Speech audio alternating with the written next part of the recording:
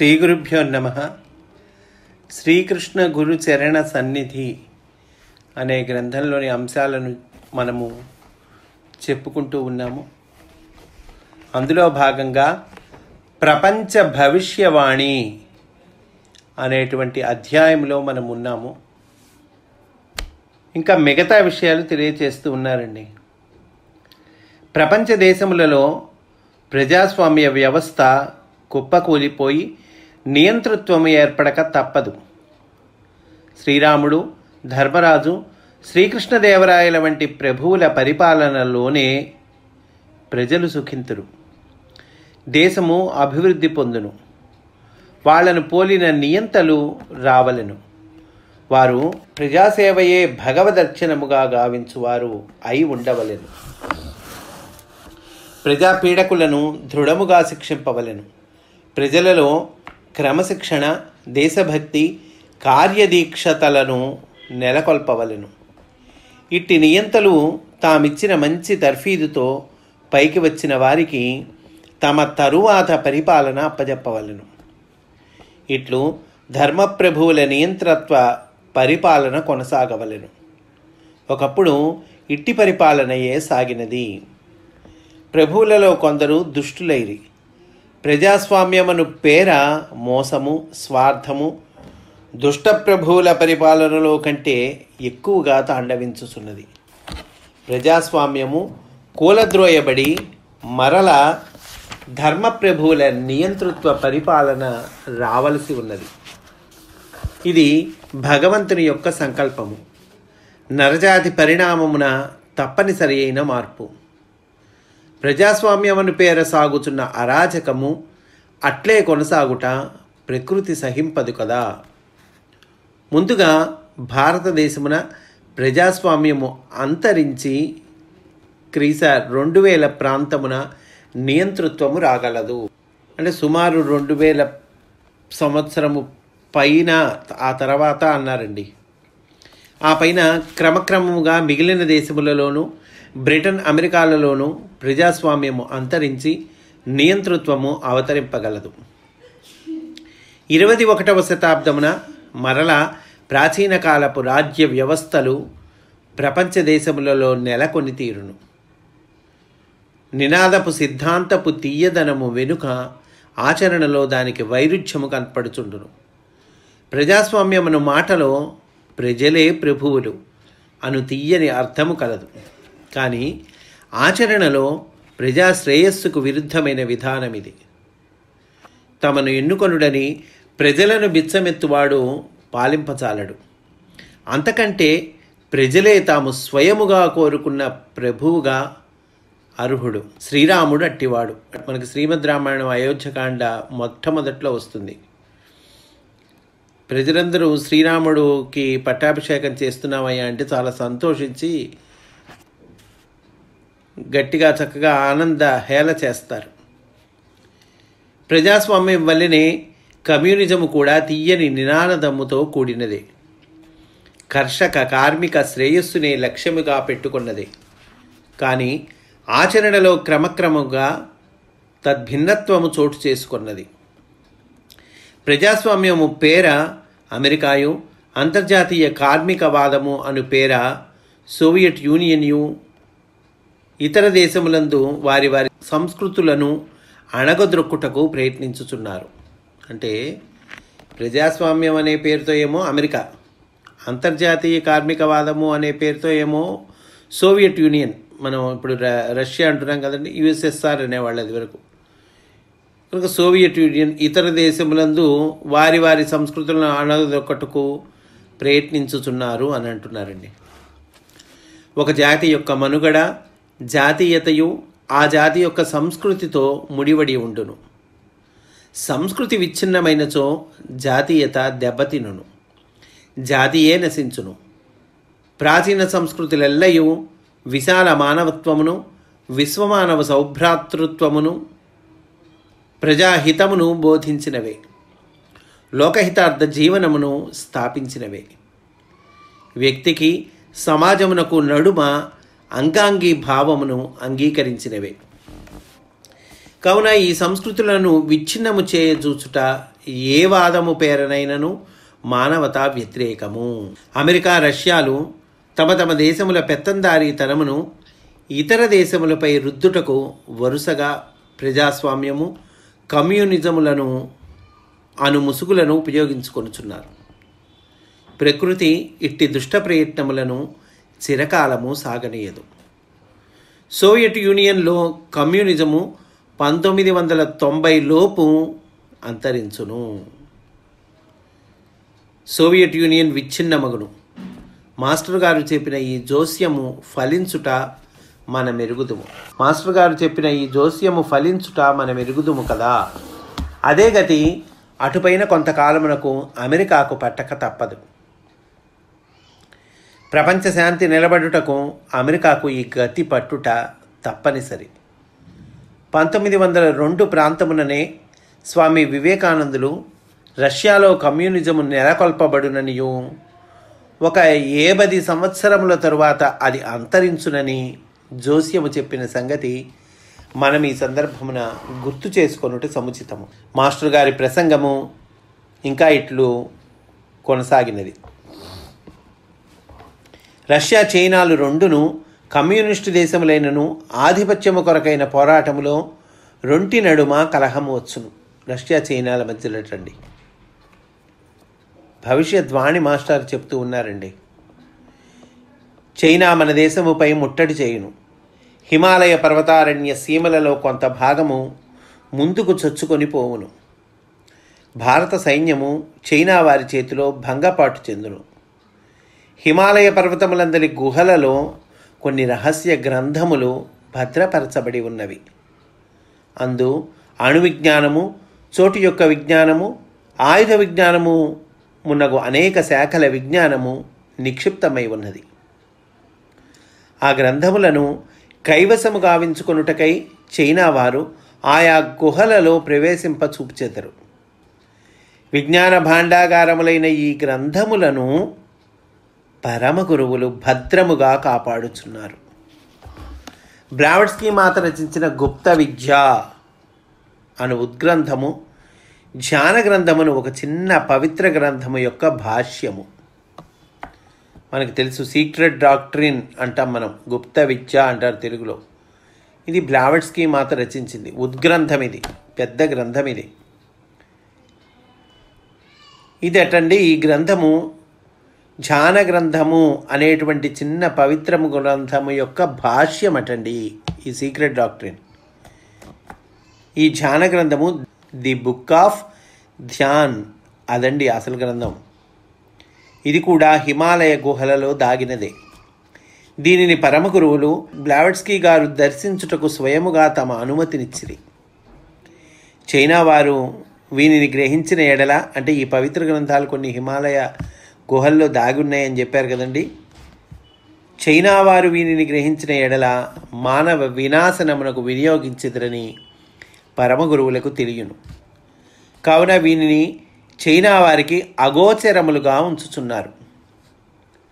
వీనిని అన్వేషింప యత్నించు వారికి ఆ గ్రంథముల చుట్టూ గుహలోల ఉన్న తేజో వలయ ప్రభావమున మానసిక శారీరక విపత్తులు వాటిల్లును.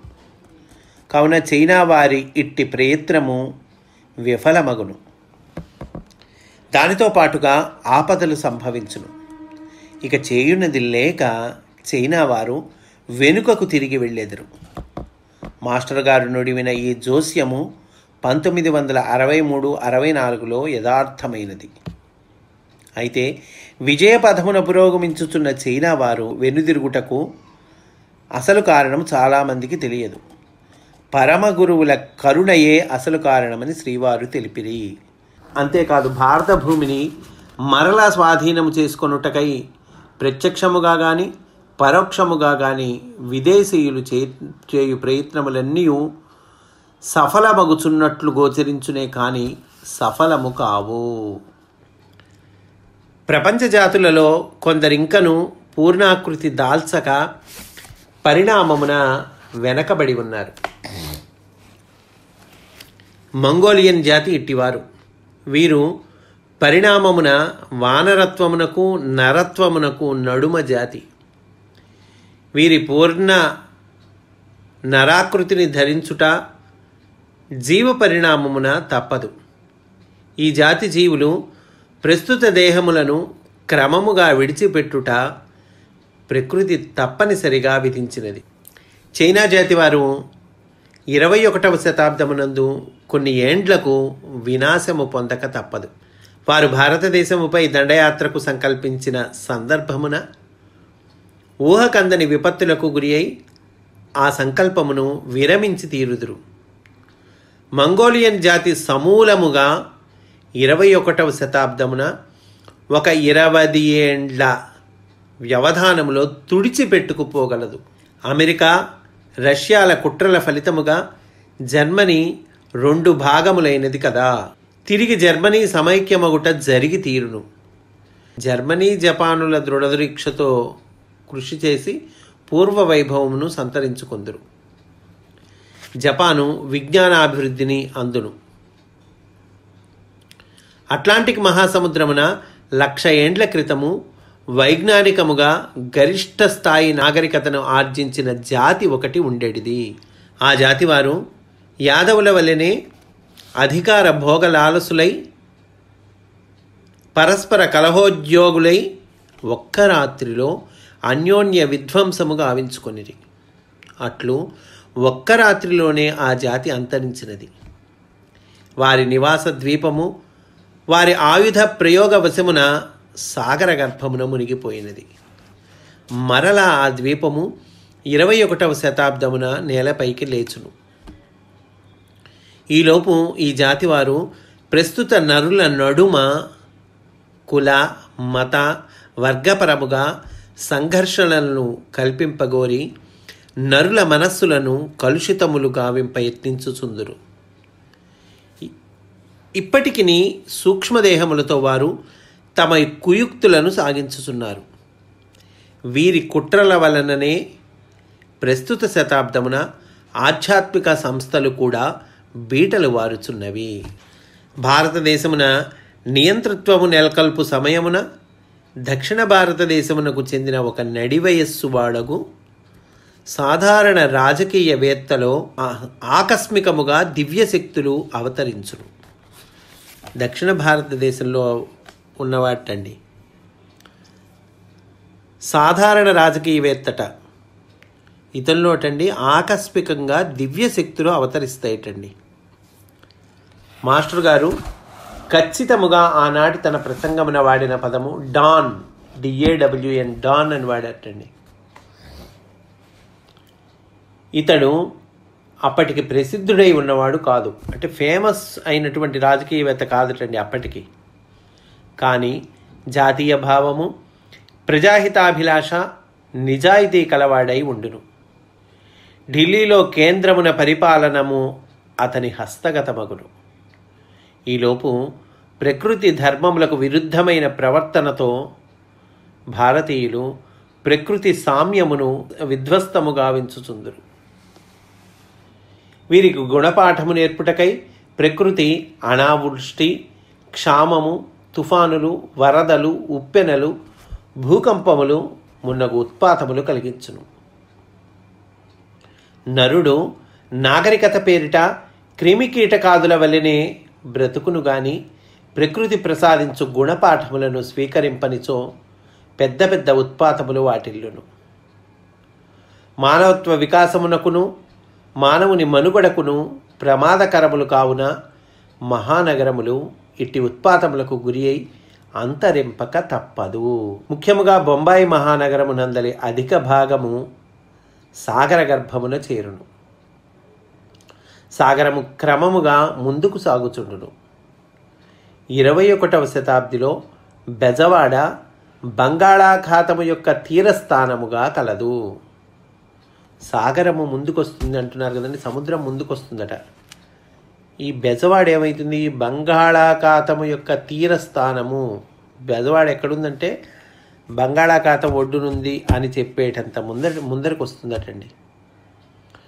అంటే విశాఖపట్నం ఇప్పుడు బంగాళాఖాతం ఒడ్డునుంది కదండి, అట్లాగే బెజవాడ కూడా బంగాళాఖాతము యొక్క తీరస్థానముగా కలదు అంటున్నారు. 21వ శతాబ్దిలో అంటున్నారండి. 21వ శతాబ్దిలో సగము గడుచున్నప్పటికీ భారతదేశమున ఆధ్యాత్మికత, బ్రహ్మ విద్య, వేద విజ్ఞానము పూర్వము వలె మరలా ప్రకాశించును. ఈ ఉజ్వల పరిణామము క్రమముగా సాగును. విద్యాలయములలో ప్రాచీన శాస్త్రములు కూడా నవీన శాస్త్రములతో పాటు సమన్వయింపబడి బోధింపబడును. నేర్చిన విద్యలకును జీవితమునకును నడుమ అంతరము రద్దగును. యువతీ యువకులు యోగ సాధకులగుదురు. పాశ్చాత్యులు అనేకులు ఇచ్చట విద్యాధ్యయనము గావించెదరు. శాస్త్రము అంటే సైన్స్ అండి, స్పిరిచువలిజం అంటే బ్రహ్మ విద్య. కనుక శాస్త్రము స్పిరిచువలిజము పరస్పర పరిష్వంగమున ఒదిగిపోవును.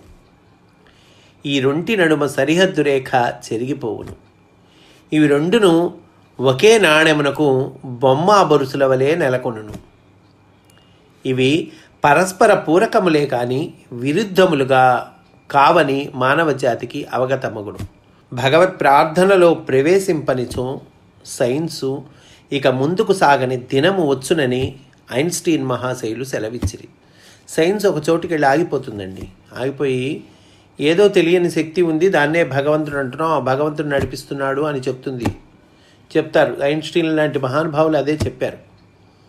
కనుక ఐన్స్టీన్ ఏమన్నారు అనేటువంటిది ఇక్కడ మనకి మళ్ళీ చెప్తున్నారు పున్నయ్య శాస్త్రి గారు.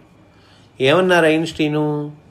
భగవత్ ప్రార్థనలో ప్రవేశింపనిచో సైన్సు ఇక ముందుకు సాగని దినము వచ్చునని ఐన్స్టీన్ మహాశయులు సెలవిచ్చిరి.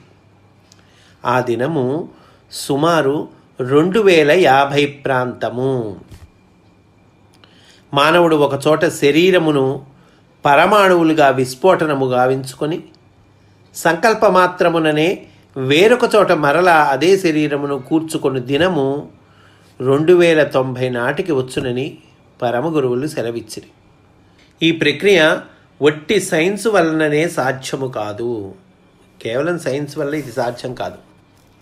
ఇందుకు వలయు ఆధ్యాత్మిక వికాసము కూడా తోడగును అన్నమాట అంటున్నారండి. ఇటు మత సంబంధములకు సంఖ్యలు విడిపోవును. ఈ మతాన్ని పట్టుకొని ఏలాడుతున్నాం కదండి, మా మతం గొప్పది, మా మతం గొప్పది. ఆ సంఖ్యలు విడిపోతాయిటండి.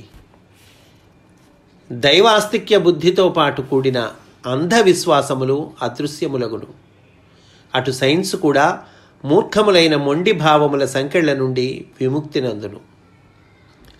స్త్రీ పురుషులు శారీరక వ్యత్యాస వివక్షకు అతీతముగా ఆత్మస్వరూపులుగా ఒకరినొకరు దర్శించి పవిత్రముగా జీవించెదరు. చూడండి, చాలా మంచి రోజులు రాబోతున్నాయి రాబోయే కాలంలో. నరజాతి శ్రేయస్సునకై వీరిరువురును కృషి చేయగలరు. బ్రహ్మవాదినులకు మహిళలు అధిక సంఖ్యలో వచ్చెదరు. ప్రాచీన గుప్త విద్యలందు కళలందు నిష్ణాతులై మహిళలు బ్రహ్మ విద్యాధ్యాపనము కావించెదరు. ఈ అంశమున పురుషుల కన్నా స్త్రీలు ముందంజలో ఉండుట జరుగును. మతములన్నీయు ఆధ్యాత్మిక వికాసమును ఒకే ధారలో సంగమించును. ఒకే ప్రదేశమున గుడి, మసీదు, చర్చి నిర్మింపబడును. వివిధ మతముల వారు కలిసిమెలిసి ఈ మూటిని దర్శించి అచట సమిష్టి కార్యక్రమములు నిర్వర్తించి పునీతులగుదురు. ఇట్టి సుందర మానవైక్య మనోహర దృశ్యము ఈ నేలపై సాక్షాత్కరించి తీరును. దీని ఆవిష్కరణమునకు నిరోధములుగా నిలుచుచూ పనిచేయు మత సంకుచిత శక్తులు ఏ మతమునకు చెందిన వారైనను 21వ శతాబ్దపు తొలి 20 సంవత్సరములలో వెనుకంజ వేయును. ఆయా సంకుచిత భావనాపరులు పరివర్తన చెందుదురు, లేదా విభజించు వారి యత్నములు విఫలమగును. ప్రత్యేకించి అట్టి సంకుచిత దృక్పథములు గల క్రూరుల సమూహములు సమిష్టిగా వినాశనమునకు గురి అయ్యెదరు. మేధ హృదయమునకు దాస్యము చేయును. హృదయానికి దాస్యం చేస్తుందటండి. మానవ జాతి కళ్యాణమునకై మేధా ప్రతిభ వినియోగపడును. 20వ శతాబ్దము చివరి దశకమునకు నరజాతి నైతికముగా అత్యంత పతనము చెందును. ముఖ్యముగా భారత జాతి నైతికముగా పతనమగును. కామము, ధన వ్యామోహము, అధికారవాంఛ ప్రధాన భూమిక వహించును. వీని చేతిలో ఆధునిక నరుడు తన అపజయమునకు అంగీకరించనని 21వ శతాబ్దపు బుద్ధిమంతులు గుర్తించెదరు. లలిత కళలు ఆత్మానంద ప్రాప్తికి, హృదయ వికాసమునకు కాక పశు కామోద్వేగమును, నేర ప్రవృత్తిని, విశృంఖలత్వమును రెచ్చగొట్టుటకై ఉపయోగింపబడును. 1990 నుండి చలనచిత్రముల స్థాయి అట్టడుగున చేరును. పుణ్యభారత భూమి యందు నైతిక పతనమునకు వలయు కుట్రలు, పన్నుగడలు అమెరికా వారు పన్నుచునే ఉందురు. విషయలాలసులకు భారతీయులు వారికి లోబడి వర్తించెదరు. ఆర్థిక వ్యవస్థ, రాజ్య పరిపాలనా వ్యవస్థ ముగ్గురి హస్తగతమై బంధింపబడి ఉండును. ముగ్గురి హస్తగతమవుతుందటండి. ఏంటవి? ఆర్థిక వ్యవస్థ, రాజ్య పరిపాలనా వ్యవస్థ. ఎవరా ముగ్గురు?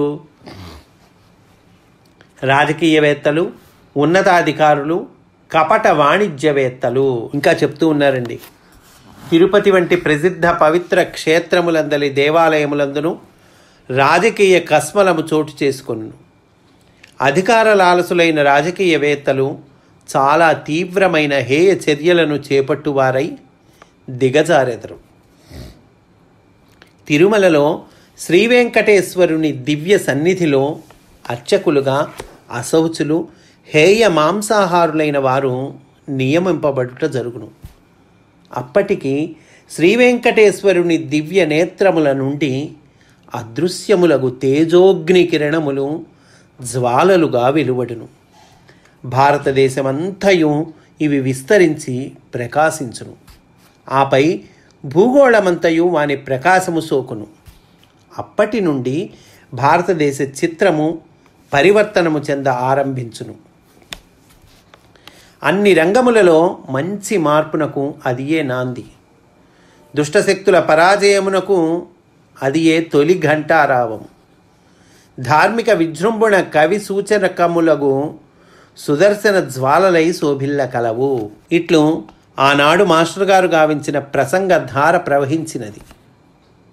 పున్నయ్య శాస్త్రి గారు చెప్తూ ఉన్నారండి, నేను వారి ప్రసంగాంశములను లిఖించుట జరగలేదు. అయినను వారి వాణి ఇప్పటికి నా చెవులలో గింగురు మనుచునే ఉన్నది. వారి మాటలందలి భావములను యథాతథముగా పొందుపరిచితిని. ఆనాడు వారి ప్రసంగమునందు సాధారణముగా చోటు చేసుకుని హాస్యవల్లరులు, పిట్ట కథలు చోటు చేసుకొనలేదు. ధారాళముగా గంభీరముగా వారి ప్రసంగము సాగినది.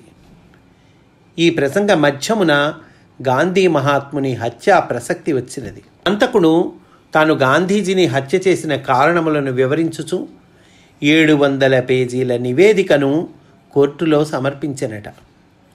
మాస్టర్ గారు ఇతనిని గూర్చి గాంధీ మహాత్ముని ఇతడు వ్యక్తిగత ద్వేషముతో చంపినవాడు కాడు అని చెప్పిరి. ఆనాటి దేశ పరిస్థితులలో గాంధీజీ మరణమే శరణ్యమని అతనికి వెనుక గల శక్తులు భావించిరట. అయితే వారిది సంకుచిత దృష్టి, హింసా దృష్టి అని శ్రీవారు తెలిపిరి. వారు మహాత్ముని పొట్టన పెట్టుకొనుట శ్రీవారికి కలత కలిగించినది. తన దేశస్థుల నడుమ సమైక్యము కొరకై మహాత్ముడు ప్రాణత్యాగము చేసిన మహోదాత్తుడని శ్రీవారు కొనియాడిరి. రామనామ స్మరణతో నేల కొరిగిన గాంధీ మహాత్ముడు తన భౌతిక దేహమును వీడినను అంతర్యామి అయి వ్యాపించెనని మాస్టర్ గారు నుతించిరి. తన సమకాలీనులైన వారికి ఆయన అర్థము కాలేదనియు, రాబోవు శతాబ్ది వారికి ఆయన ఎరుకపడుననియు, గాంధీజీ చేసిన పొరపాటు ఏమిటనగా 1 శతాబ్దము ముందు జన్మించుటయే. ఆయన 1 శతాబ్దం ముందు జన్మించారటండి. అంటే ఆయన 1 శతాబ్దం తర్వాత కనుక జన్మించుంటే అప్పటి ప్రజలు, అప్పటి వాళ్ళు అందరూ చక్కగా గుర్తించేవాళ్ళు, ఆయన్ని కొనియాడేవాళ్ళు. ఆయన చేసినటువంటి శ్రమ చక్కగా గుర్తింపబడేది. కానీ 1 శతాబ్ది ముందు జన్మించటమే ఆయన చేసిన పొరపాటు అంటున్నారు మాస్టర్. భారతదేశమున శ్రీకృష్ణుని వలె అంతర్యామిగా ఆవరించిన గాంధీ మహాత్ముని యొక్క ఆశీస్సులు చిరకాలము పుణ్య భరత భూమికి వెన్నుదన్నుగా నిలిచి కాపాడుగాక అంటున్నారండి. ఇంతటితో ఈ అధ్యాయము మనకి పూర్తవుతుందండి. ప్రపంచ భవిష్యద్వాణి అటుపైన అధ్యాయము నా కైలాస యాత్ర, ఈ అధ్యాయం అండి. పున్నయ్య శాస్త్రి గారు చెప్తూ ఉన్నారు. ఇంతలో బిఏ అంతిమ సంవత్సరపు పరీక్షలు ఆంధ్ర విశ్వవిద్యాలయాల వారిచే నిర్వహింపబడటం జరిగినది. పరీక్షలు బాగుగానే వ్రాసితిని. మా అమ్మగారు నా చదువు పూర్తి అగుటచే గుంటూరులో కాపురం ఎత్తివేసి గొరజాల చేరినది. నేను మాత్రము కొన్ని రోజులు మాస్టర్ గారింటనే గడిపితిని. నేను బిఈడి చదువుదలిచి దరఖాస్తు సమర్పించవలసిన తేదీ వివరములు తెలుసుకొనుటకై ప్రతిరోజు ఎండలో గుంటూరులోని ఆంధ్ర క్రైస్తవ కళాశాలకు నడిచి వెళ్ళి వచ్చుచుండేది వాడను. ఆ సంవత్సరము ఏలనో ఎన్ని రోజులు తిరిగినను ఈ వివరములు ప్రకటింపబడలేదు. మాస్టర్ గారు ఇట్లు ఊరక ఎండలో తిరిగి వచ్చి ప్రయాసపడుచున్నావేమని నన్ను గట్టిగా మందలించిరి. నేను ఇక అట్లు తిరుగుట మానితిని.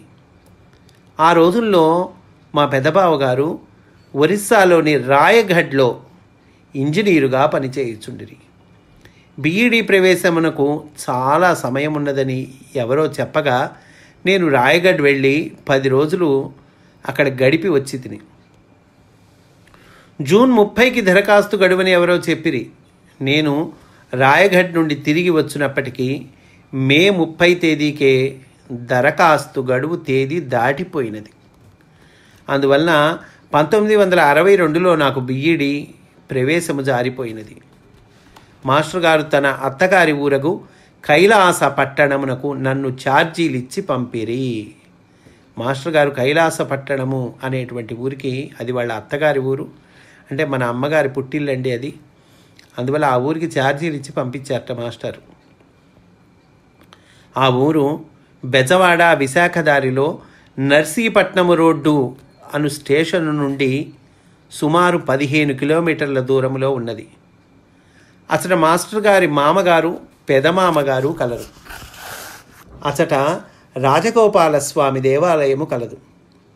వారి కోరికపై ఆ ఆలయమున భగవద్గీతపై 10 రోజుల పాటు ప్రసంగించమని నన్ను ఆదేశించి మాస్టర్ గారు అతడికి పంపిరి. నా వయసు అప్పటికి 18 సంవత్సరములు మాత్రమే. నా చేత భగవద్గీత చెప్పించుట వారి లీల కదా. నాకప్పటికి పాదరక్షలు లేవు. మాస్టర్ గారు కొంతకాలము వాడిన బెల్టు బూట్లు కలవు. వానిని నాకు ప్రసాదించి ఆ దివ్య దంపతులు ఇరువురు నన్ను దీవించి పంపిరి.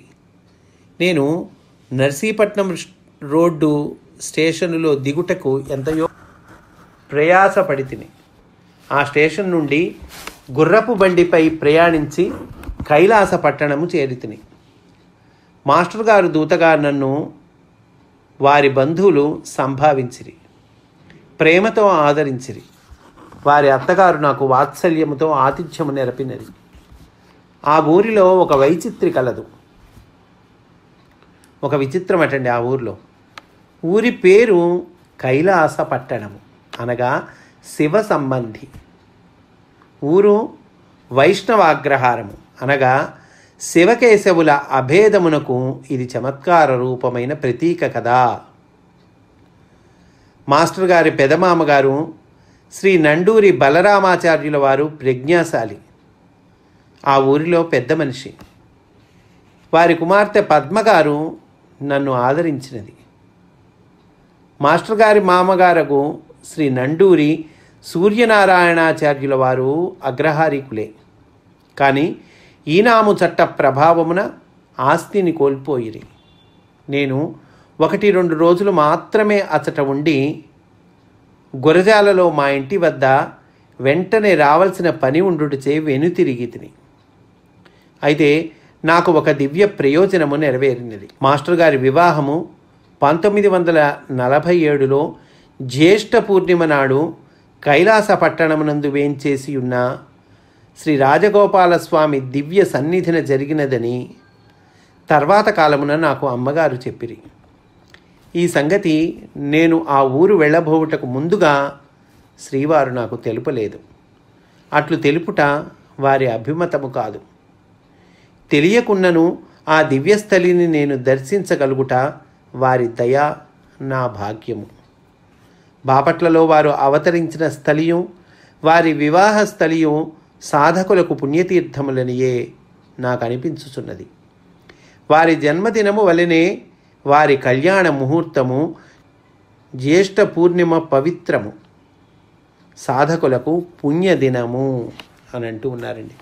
నా కైలాస యాత్ర ఇంతటితో ఈ అంశము పూర్తయింది. రేపు మనము యజ్ఞపురుషుడు అనేటువంటి అంశంలోకి ప్రవేశిస్తాము అని సవినయంగా మనవి చేసుకుంటూ స్వస్తి. వాసుదేవ.